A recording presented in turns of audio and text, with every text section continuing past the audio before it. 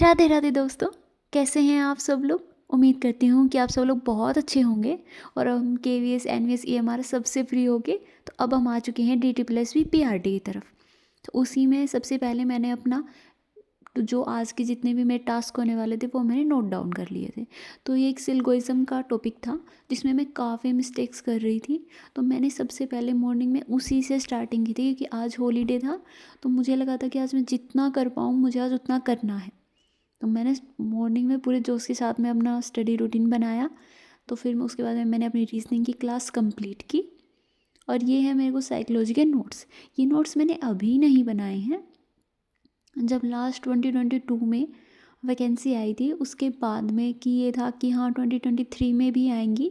तो ये मैंने उस टाइम बनाए हैं क्योंकि तब मेरी DLED कंप्लीट हुई थी। तो वो मैंने कंप्लीट करने के बाद में तो ये बैच परचेज़ किया था मैंने, उसी से अपने नोट्स बना लिए थे। तो इस जो मतलब ये जो व्लॉग होने वाले हैं इसमें मैं आपसे बिल्कुल क्लियर कट बात करने वाली हूँ। ये फर्स्ट व्लॉग है, इंट्रोडक्टरी टाइप रहने वाला है। तो जिसमें मैं आपको बस ये बताऊँगी कि हाँ हमने कैसे क्या किया, क्या करती हूँ मैं, किस एग्ज़ाम की प्रिपरेशन कर रही हूँ। तो इसलिए ये व्लॉग थोड़ा सा लंबा जा सकता है, बट इससे आगे के जितने भी हमारे व्लॉग्स होंगे वो 3 to 5 मिनट्स के ही रहने वाले हैं। इससे ज़्यादा मैं कोशिश करूँगी कि मैं कोई भी फालतू बातें आप लोगों के साथ ना करूँ। लाइक जो पॉइंट टू पॉइंट बातें हैं वो मैं करूँ।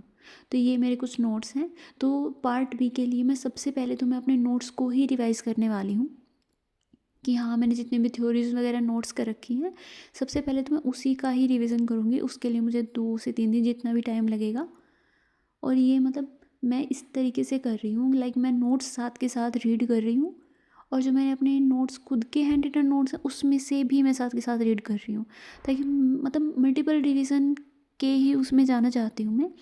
और ये आपको भी पता है कि सिर्फ पढ़ते रहें उस चीज़ का कोई बेनिफिट नहीं है जब तक आप उस चीज़ को रिवाइज़ नहीं करेंगे। Like classes classes classes, but अगर आप उसको रिवाइज़ नहीं कर रहे हैं तो वो वेस्ट है। तो मैंने यही डिसाइड किया है कि सबसे पहले तो मैं अपने नोट्स को ही रिवाइज़ करूँगी। तो ये फिर मैंने स्टार्टिंग कर दी थी कि हाँ एटलीस्ट मैं मतलब कम करूँ, क्योंकि आज मैं काफ़ी दिनों के बाद आज पढ़ रही थी तो एकदम से कंसिस्टेंटली प्रोडक्टिविटी बननी तो बहुत ही मतलब मुश्किल थी। बट मैं ट्राई कर रही थी कि मैं जितना आज कर पाऊँ मैं उतना करूँ।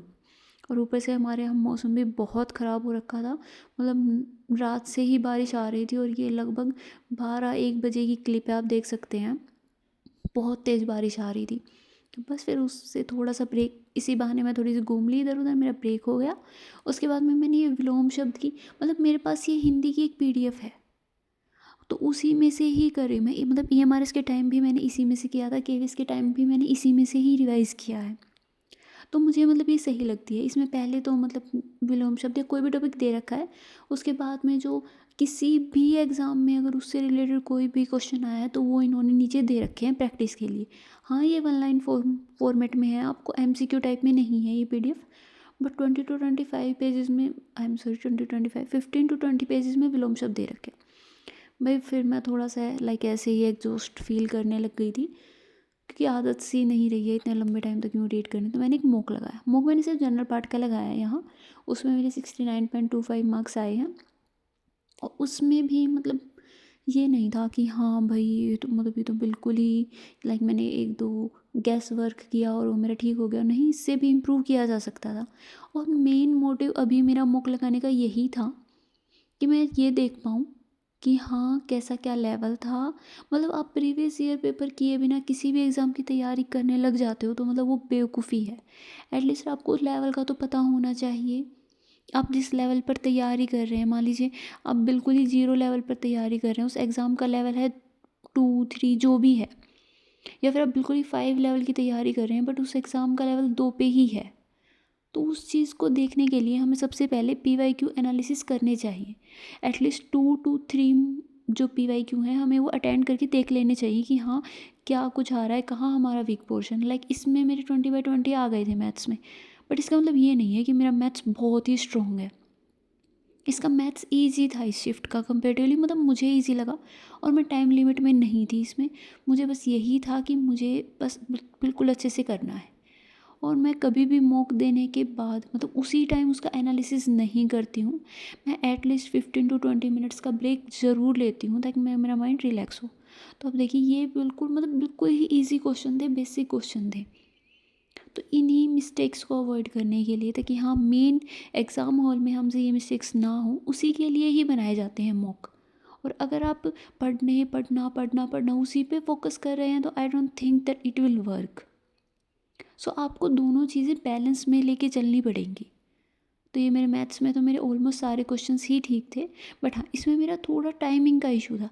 लाइक अभी मैं आपको दिखा दूँ कि देखो कितना कितना टाइम लग रहा है। अब आप इस क्वेश्चन में देख सकते हैं मुझे 4 मिनट्स 45 सेकेंड्स लगे हैं। I don't think it is relevant according to this exam, जहाँ आपको 2 आवर्स में 120 क्वेश्चन करने हैं। हालांकि पेडागोजी वाला सेक्शन जल्दी हो जाता है, लाइक आप 100 क्वेश्चन 50 मिनट्स में ईजिली अटैम्प्ट कर सकते हो, इवन टाइम भी बच जाता है।